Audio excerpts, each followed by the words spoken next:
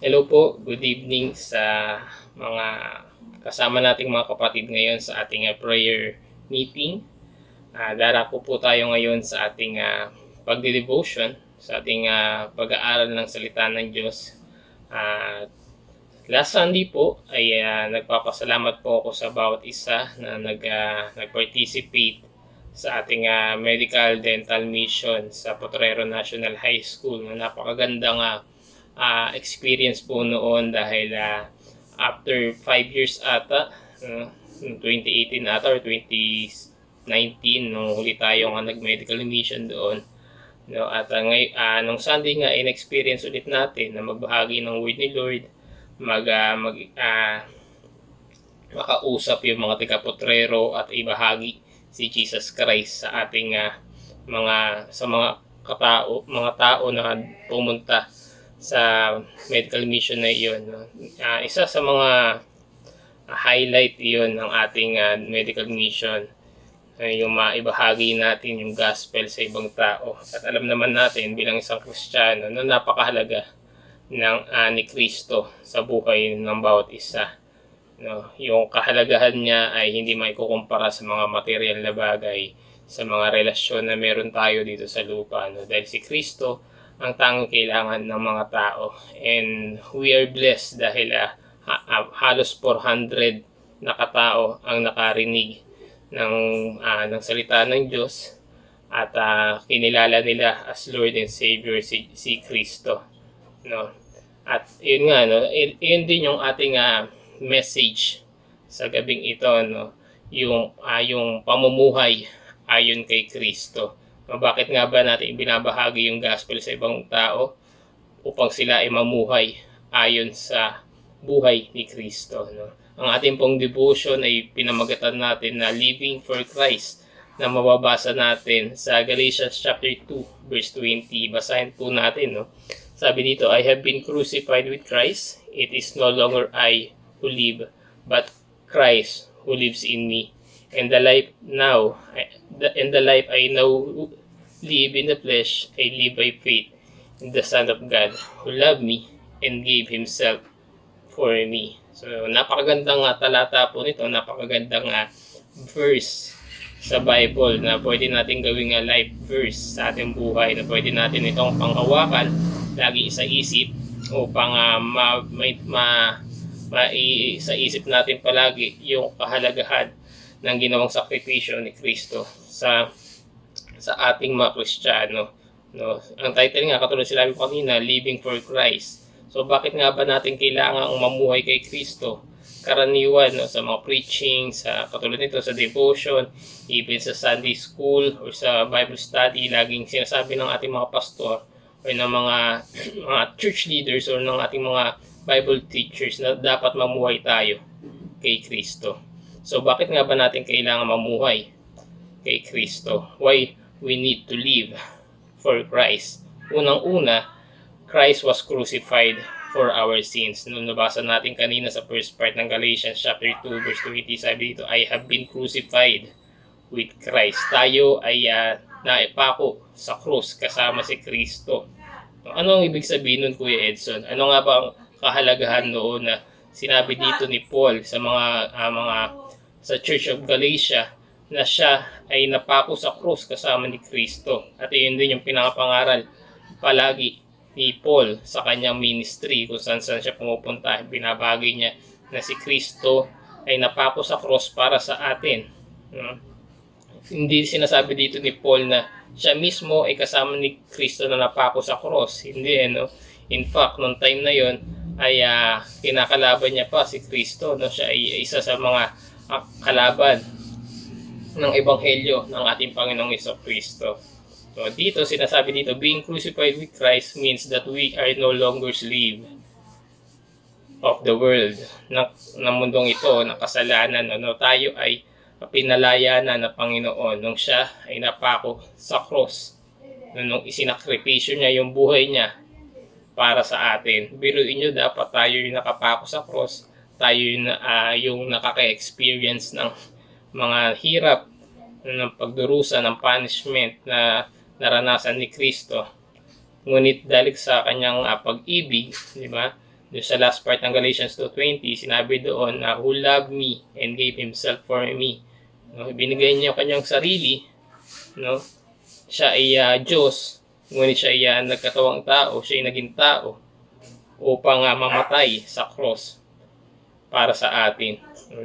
We can't save ourselves, no, by our own good deeds, no. In fact, hindi natin kayang mamuhay ng dire-diretso sa kabutihan dahil tayo nga ay makasalanan. But Christ is gracious, no. Siya ay merciful at siya ay namatay para sa atin, no. Why we need to live for Christ? Because He died, He crucified for our behalf, no. Siya ay namatay para bayaran yung ating mga kasalanan. Kung siya ay namatay para sa atin, kailangan nating ipakita yung ating gratitude sa Kanya sa pamamagitan ng pamumuhay na naayon sa Kanyang buhay. Pangalawa, why we need to live for Jesus Christ ay ito, because Christ made us alive.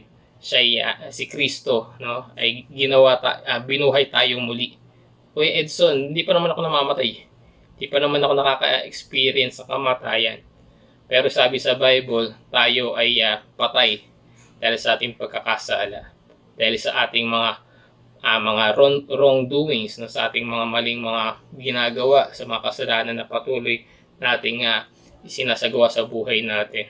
Pero dahil nga sa habag ng Panginoon, dahil nga doon sa sakripisyong ginawa ni Kristo, siya namatay sa cross at muling nabuhay para tayo ay mapawalang sala sa ating mga kasalanan, upang tayo ma-justify sa ating mga kasalanan. Siya ay nabuhay.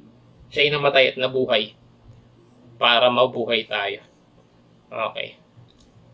Sinakripisyo niya yung kanyang buhay para yung ating makasalanang buhay ay mapatawad ng Diyos at muli tayong mabuhay para sa Kanya. At balang araw ay makakasama natin siya sa Kanyang kalangitan, sa Kanyang kaharian. Okay. So nakita ba natin dito yung pag-ibig ng Diyos, yung hindi masukat na pagmamahal ng Panginoon sa atin? I hope and pray, no, na appreciate natin, no, yung kabutihan ginawa ni Kristo sa atin. Nung ako ay nag-share ng gospel sa medical mission last Sunday, yung gusto kong parating sa tao, no, na sila'y makasalanan, tayo makasalanan. We need to realize that we are sinners upang ma-appreciate natin yung grace, no, yung kagandahan ng habag ni Kristo, yung kagandahan ni Kristo, yung kabutihan niya para sa atin. No, tayo hindi na patay, no? Hindi na tayo nanatiling bulok sa kasalanan dahil tayo ay binuhay na muli ni Kristo. Binigyan niya tayo ng bagong buhay na dapat nating isabuhay na naayon sa Kanyang kalooban. Okay, mga kapatid.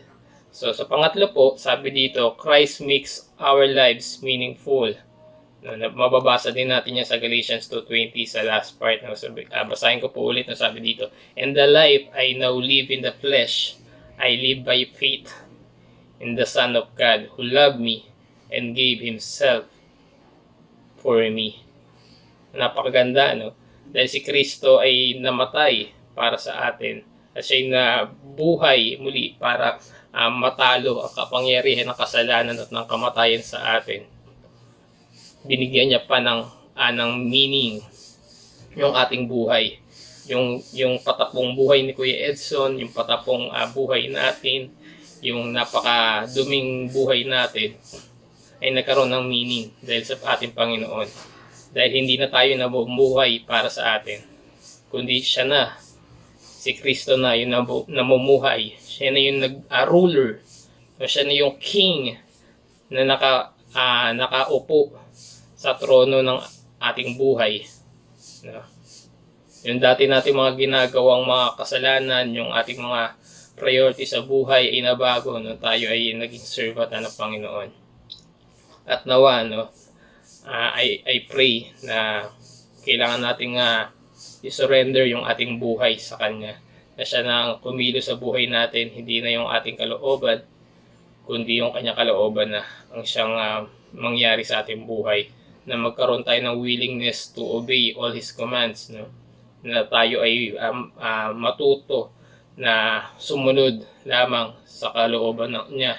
No, kapag sinabi niyang ibahagi yung salita ng Diyos, ibahagi natin ito. Kapag sinabi niya na mag-serve tayo sa ating iglesia, mag-serve tayo para sa ating iglesia. Dahil yung kagustuhan ng Panginoon Binigyan niya ng direksyon yung ating buhay. No? Nawa ay ma-appreciate natin yan, mga kapatid. So, yun yung 3 reasons why we need to live for our Lord and Savior Jesus Christ. Yung una nga, Christ was crucified for our sins. Pangalawa, Christ made us alive. At yung pangatlo, Christ makes our lives meaningful.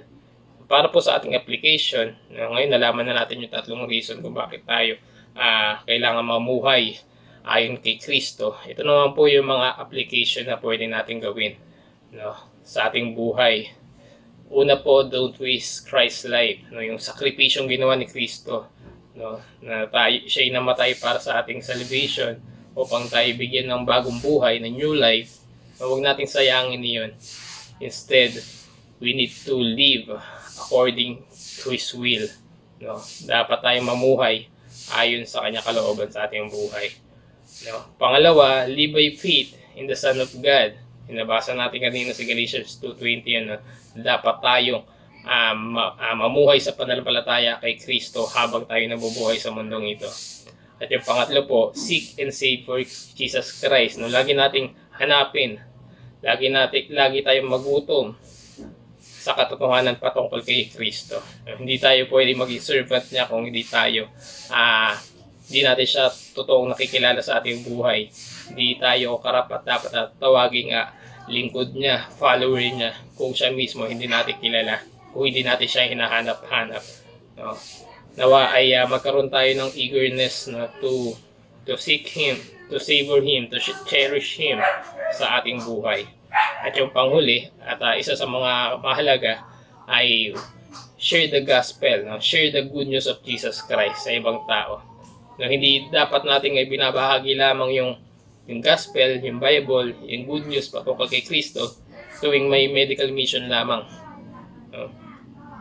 Hindi dapat natin ibahagi yung gospel sa ibang tao kapag mayroon lang special events sa ating iglesia, mga activities sa church. Salit gawin natin ito sa araw-araw. Dapat ito yung isang mandate ng Panginoon sa atin bago siya bumalik sa mundo ay sa langit, no, sa kanyang kaharian, na kailangan nating humayo, no, at gawing disciple yung lahat ng tao, meaning kailangan natin ibahagi si Kristo sa ibang tao na sila yung maging totoong disipulo ng ating Panginoon.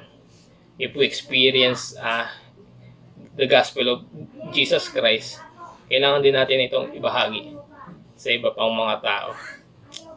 Nawa ay na-challenge po tayo at na-bless tayo sa devotion natin ngayong gabi. Pagpalain nawa ng Panginoon ng bawat isa. Maraming salamat po.